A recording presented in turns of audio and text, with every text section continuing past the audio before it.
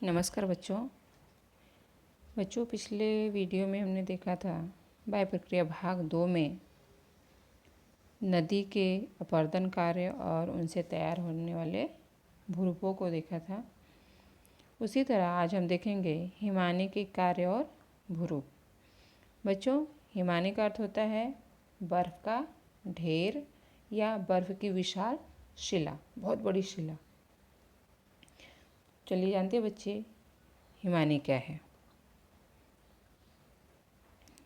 हिमानी बर्फ की मोटी चादर का भार ढाल के प्रभाव एवं गुरुत्वाकर्षण शक्ति के प्रभाव से ढाल की ओर सरकने लगता है। इसी सरकते हुए हिमखंड को हिमानी या हिमनदी भी कहते हैं। देखिए बच्चों, यह बर्फ की चादर है, बहुत टुकड़े आपको दिखाई दे रहे होंगे यहाँ पर, है ना। और यह गुरुत्वाकर्षण बल के कारण अपनी ढाल की दिशा में सरक रही है और इसी सरकते हुए हिमखंड को हम हिमानी या हिमनदी कहते हैं। तो अभी आपने देखा हिमानी के बारे में, तो हम देखते हैं थोड़ा सा कि हिमानी जो बहती है तो एक कितने प्रकार से बहती है, कितने प्रकार की होती है।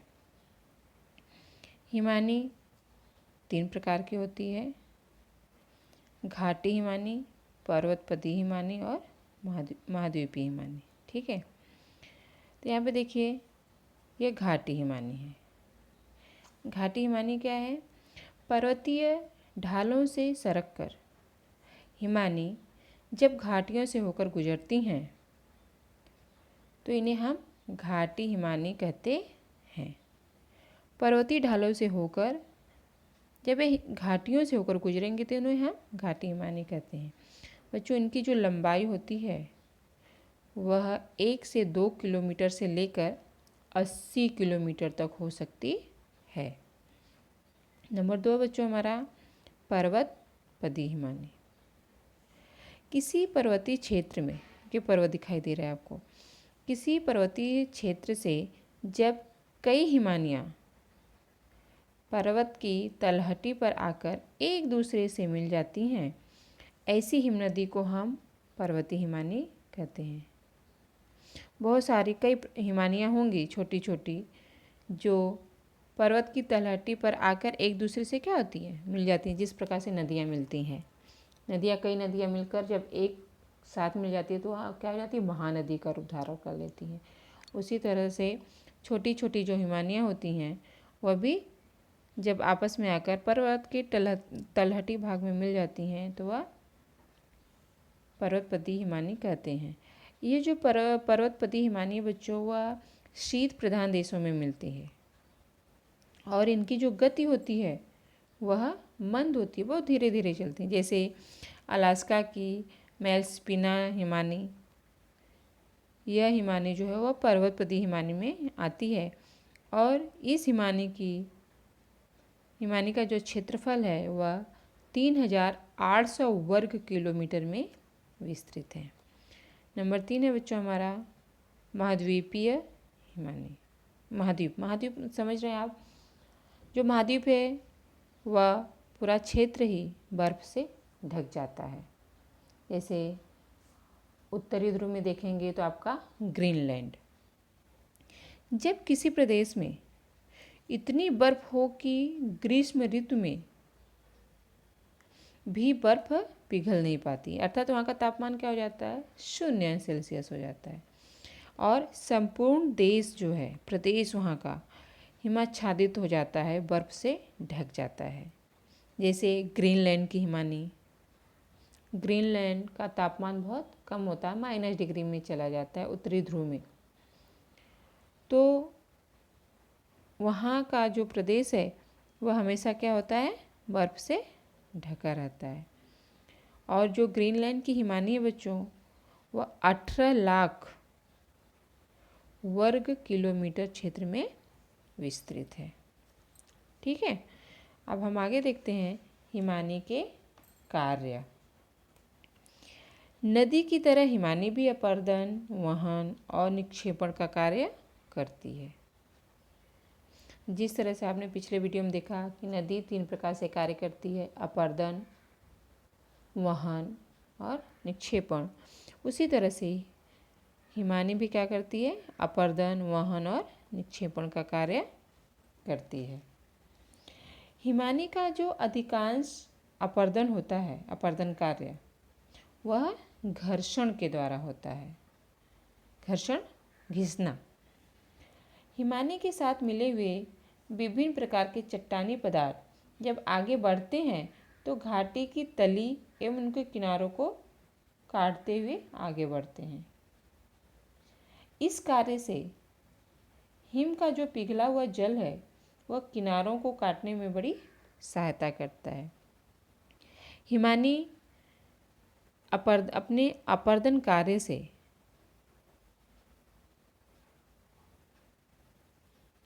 हिमगह्वर, शुक्कुट, गिरिश्रृंग, यू आकार की घाटी, लंबित घाटी और मेष शिला जैसे पदार्थों भूरूपों को तैयार करती है। हिमानी पहले क्या करती है, अपर्दन कार्य। तो अपर्दन कार्य से बहुत सारी आकृतियाँ जो है वह तैयार होती हैं। तो चलिए देखते हैं हम कि हिमगह्वर किस तरह से तैयार होता है और वो कैसा दिखता है। ठीक है, पहले हम देखेंगे हिमगह्वर। देखिए हमारा पहला क्या है, हिमानी के अपर्दन कार्य से निर्मित भूरूप हिमगह्वर। बच्चों हिमगह्वर देखते, देखिए यहाँ पर आपको हिमगह्वर भी दिखाया गया और गिरिश्रृंग भी दिखाया गया है। हिमगह्वर घाटी में स्थित, ये देखिए यहाँ पर है, स्थित चट्टानों पर अधिक बर्फ के दबाव तथा अधिक गहराई तक अपर्दन की क्रिया होती है। देखो गहराई तक अपर्दन का कार्य हुआ है, जिसके कारण छोटे छोटे अनेक गड्ढों का निर्माण हो जाता है। यहाँ पर भी है, यहाँ पर भी थोड़ा हमें दिखाई दे रहा है, छोटे छोटे अनेक प्रकार के गड्ढे निर्मित हो जाते हैं। और जब हिम यहाँ का पिघल जाती है तो इसका जो जल है इन गड्ढों में भर जाता है। यहाँ को जो बर्फ़ पिघलेगी तो इन गड्ढों में आकर भर जाएगी तथा यहाँ पर क्या निर्माण होगा, एक नई झील का निर्माण हो जाएगा। तो इस प्रकार से हिमगह्वर की निर्मित होती है। नेक्स्ट है बच्चों हमारा गिरिश्रृंग। गिरि मतलब पर्वत, है ना। तो हिम नदी के ऊपरी छोर से, ये देखिए ये ऊपरा छोर है हिम नदी का। हिम नदी के ऊपरी छोर से सभी दिशाओं में हिमनद का प्रवाह होता है। यहाँ से जब बर्फ पिघलेगी तो इधर भी निकलेगी, यहाँ भी जाएगी, यहाँ भी, चारों दिशाओं में इनका प्रवाह होता है। यहाँ पर हिमनद तब तक अपर्दन का कार्य करते रहते हैं। हिमनद जो है जब तक बर्फ पिघलेगी तो उनका क्या होगा, घर्षण होगा नीचे का, तो तब तक वह अपर्दन अर्थात खनन का कार्य करते रहते हैं जब तक उनके तल आपस में मिल नहीं जाए। तल के आपस में मिलने पर एक नुकीली चोटी होती है। देखिए एक नुकीली चोटी तैयार होती है। यह अपर्दन का कार्य करते रहते हैं और ये जब आपस में मिल जाते हैं एक नुकीली चोटी की उत्पत्ति हो जाती है, जिसे हम हार्न या गिरिश्रृंग कहते हैं। जैसे हिमालय पर्वत की सबसे ऊंची चोटी क्या है, माउंट एवरेस्ट। माउंट एवरेस्ट की चोटी को भी हम गिरिश्रृंग पर्वत के नाम से जान सकते हैं। नेक्स्ट है बेटा शुक्कुट। शुक्कुट का निर्माण भी हिमनदी के अपर्दन कार्य के कारण तैयार होता है। यह भी एक प्रकार का भूरूप है। आगे चलते हैं बच्चों। नेक्स्ट है हमारा यू आकार की घाटी। यू आकार की घाटी, ये देखिए यह अंग्रेजी के यू अक्षर के जैसा होता है। इसका जो तल है और ऊपरी जो भाग वो लगभग समान कटता है। इसका घर्षण होता है तो ये तिरछा नहीं है बल्कि क्या करते हैं, समान दिशाओं में काटते हैं। देखिए इस तरह से ऐसा इनका निर्माण जो होता है वह हिमनदियों के द्वारा तो होता ही है। और इसका निर्माण निर्माण जो है वह अंग्रेजी वर्णमाला के यू अक्षर के आधार पर हुआ है। यह अंग्रेजी का यू अक्षर आप जानते हैं ना, यू अक्षर के जैसा दिख रहा है आपको। इसके पहले हमने नदी के अवर्धन कार्य से क्या पढ़ा था, वी आकार की घाटी। वी आकार की घाटी मतलब ये देखिए ऐसा। अब यहाँ पर हमने क्या देखा, यू आकार की घाटी, जिससे इस घाटी की आकृति मिलती है। ये घाटी की आकृति कैसे मिल रही है, आपके अंग्रेजी के यू अक्षर के समान। पर्वतीय भागों में हिमानियों द्वारा बनाई गई घाटियाँ जो हैं, यह जो घाटी कैसे बनी है, हिमानियों द्वारा। तो बनाई गई जो घाटियाँ हैं वह तली अपर्दन के कारण, ये जो तल है इनका अपर्दन करती हैं, इनका घर्षण करती हैं के कारण सपाट तली, ये जो तली होती है वो लगभग सपाट हो जाती है, बराबर हो जाती है तथा चारों ओर से खुल जाती हैं। ये चारों ओर से देखिए खुली है, यहाँ से भी इधर से भी, और ये तली नुकीली न कट कर क्या हो जाती है, सपाट करती है, बराबर करती है, जैसे हम यू आकार की घाटी कह सकते हैं। नेक्स्ट हमारा लंबित घाटी, क्या है, लंबित घाटी। लंबित घाटी या लटकती घाटी भी बोल सकते हैं, या इसको हैंगिंग वैली भी बोल सकते हैं। तो लटकती घाटियों की रचना जो होती है, ये देखिए ये लटकती घाटी है, दिख रहा है आपको। इनकी जो रचना होती है वो उस समय होती है जब हिमानी की मुख्य घाटी में मिलने वाली सहायक नदियाँ जो होती हैं, हिमानी की मुख्य घाटी जो होती है उसमें मिलने वाली छोटी छोटी अनेक सहायक हिमानियाँ, हिम नदियाँ होती हैं, जो घाटियों का तल उसकी अपेक्षा काफ़ी ऊंचा दिखाई देता है। ये देखिए ये आकर कहीं ना कहीं मिलेंगी, लेकिन इनका जो घाटियों का, इन घाटियों का जो तल है वह मुख्य घाटी से क्या हो जाता है, काफ़ी ऊंचा रहता है। और यह सहायक घाटियों मुख्य घाटी पर लटकती सी दिखाई देती हैं। यह घाटी जो होती है वह किसी मुख्य घाटी में जाकर मिलेगी, लेकिन ये उसके अपेक्षा क्या है, यह लटक रही है, लटकती हुई दिखाई दे रही है ना, हैंगिंग वैली। लटकती घाटियों का निर्माण, मुख्य घाटी एवं सहायक घाटियों का निर्माण मुख्य घाटी के अपर्दन कार्य के क्रिया के द्वारा होता है। इसे हम लंबित घाटी या लटकती घाटी या इंग्लिश में बोल देंगे तो वैली घाटी के नाम से भी जानते हैं। इससे जो होता है वह अपक्षरण का कार्य कम होता है।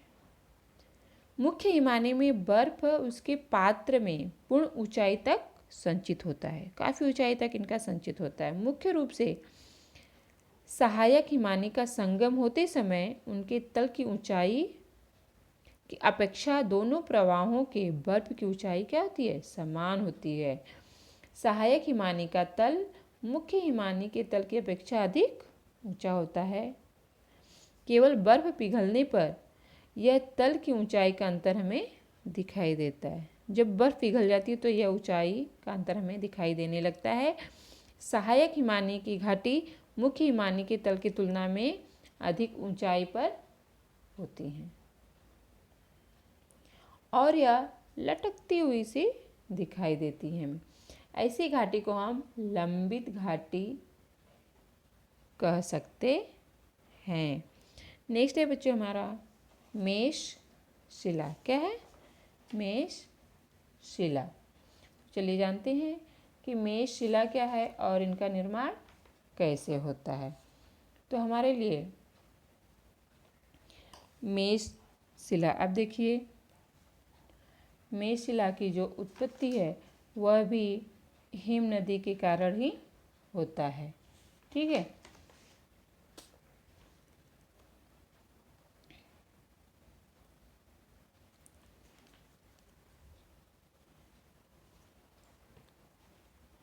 मेष शिला की उत्पत्ति जो होती है, देखिए इनकी उत्पत्ति भी हिम नदी के कारण होता है।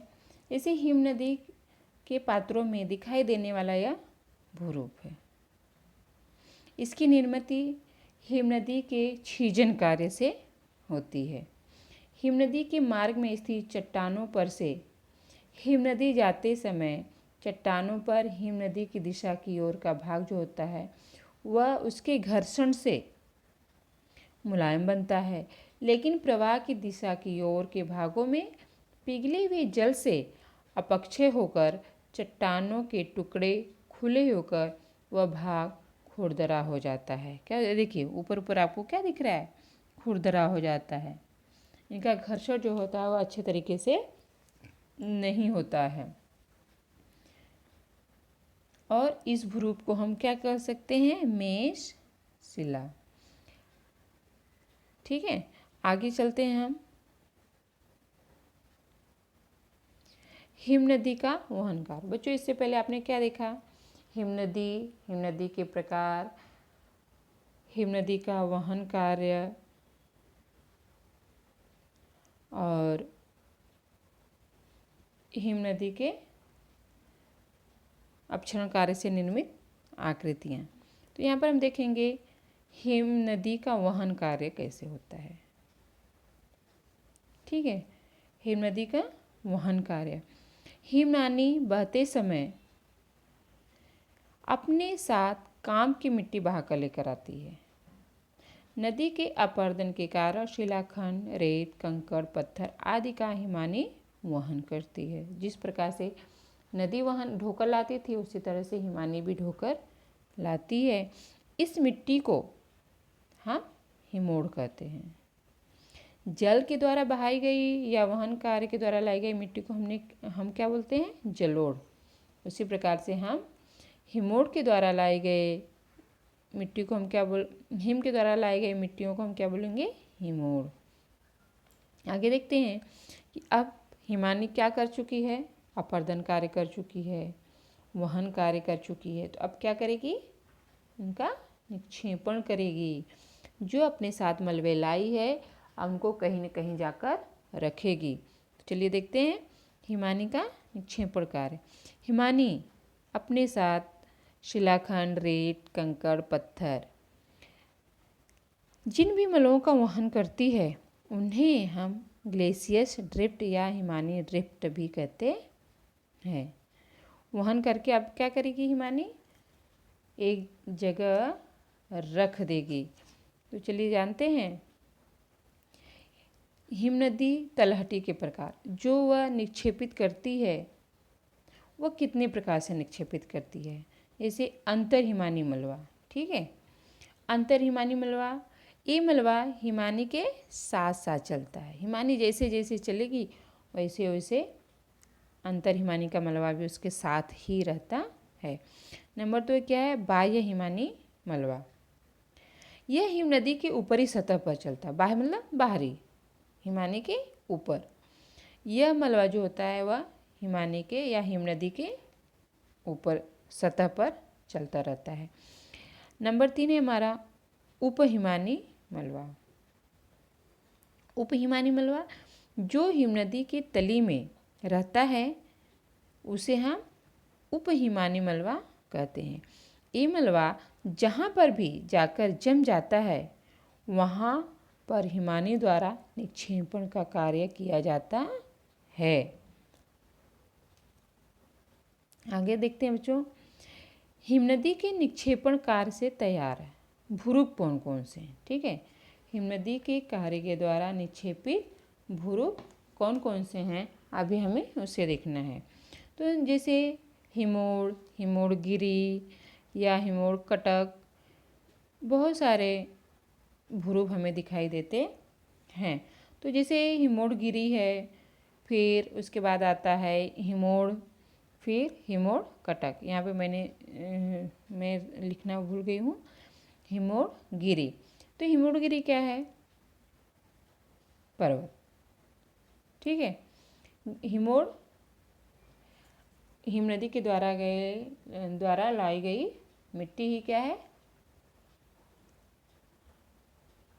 हिमोड़ कहलाती है और गिरी का अर्थ होता है पर्वत। ठीक है, तो हिमोड़ के संचयन से तैयार होने वाला जो टीला होता है उसे हम क्या कहते हैं, हिमोड़ गिरी कहते हैं।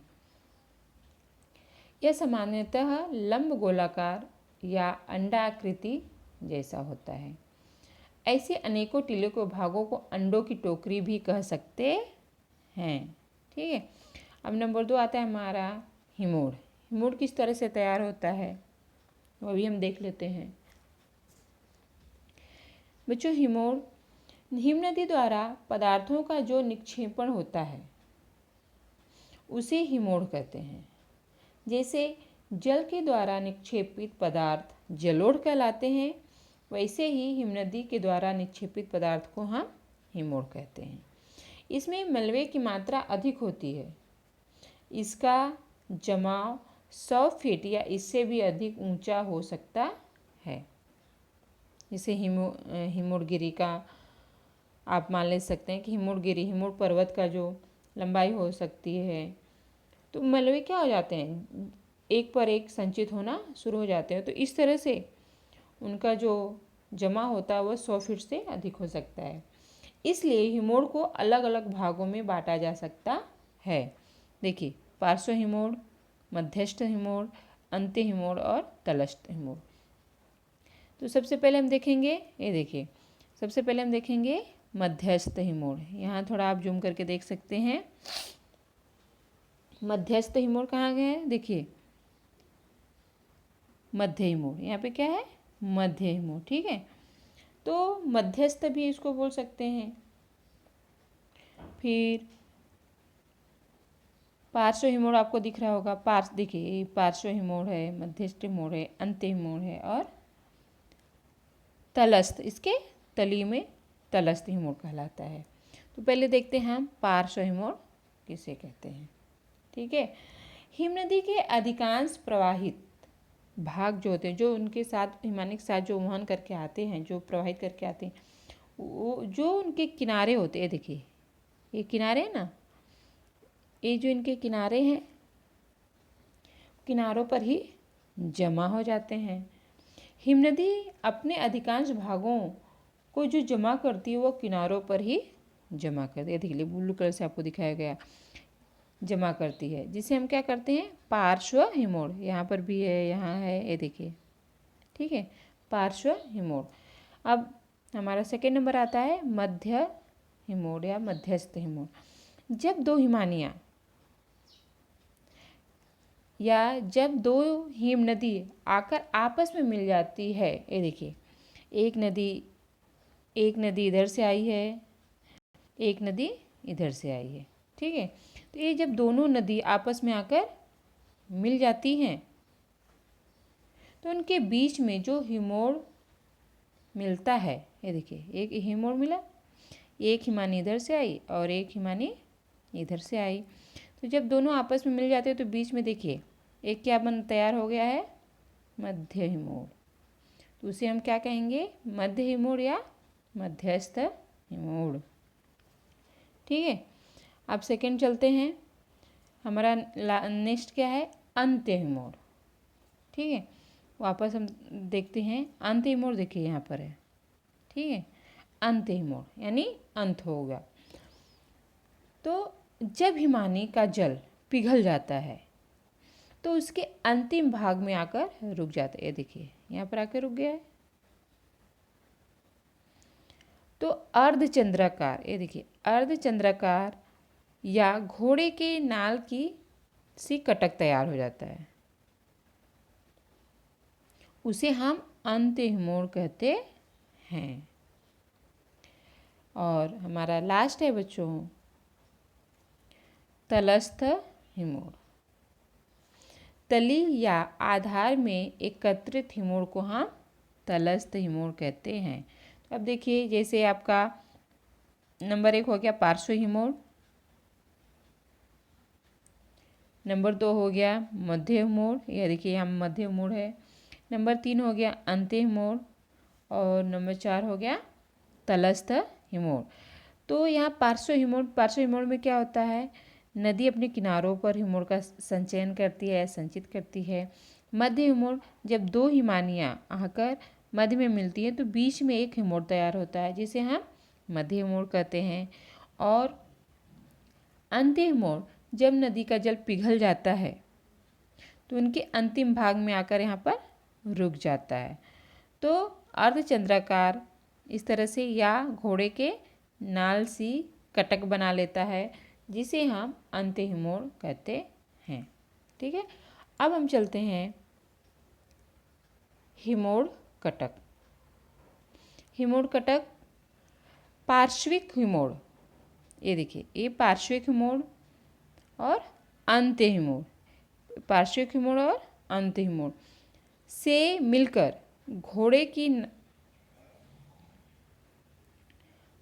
की नाल या अर्धचंद्राकार कटक का निर्माण करते हैं। देखिए, पानी हिमानी जब आकर रुक जाती है, ठीक है, तो यहाँ पर हिमानी आकर रुक जाती है, तो यहाँ पर पार्श्व हिमोड़ और अंत्य हिमोड़ मिलकर अर्धचंद्राकार कटक का निर्माण करते हैं। हिमनदी घाटी के दोनों ओर अधिक मात्रा में पार्श्विक हिमोड़ पाए जाते हैं। इस हिमोड़ की उत्पत्ति पूर्णतया आंशिक रूप से हिमानी जल द्वारा होती है, जो इस हिमोड़ को हिमनद के किनारों पर लेकर जाती है। तो इस तरह से बच्चों हमारा आज का जो टॉपिक था, हिमानी के कार्य और उनसे तैयार भूरूप, यह आज यहाँ पर समाप्त होता है। आगे का वीडियो मैं आपको भेजते रहूँगी। धन्यवाद।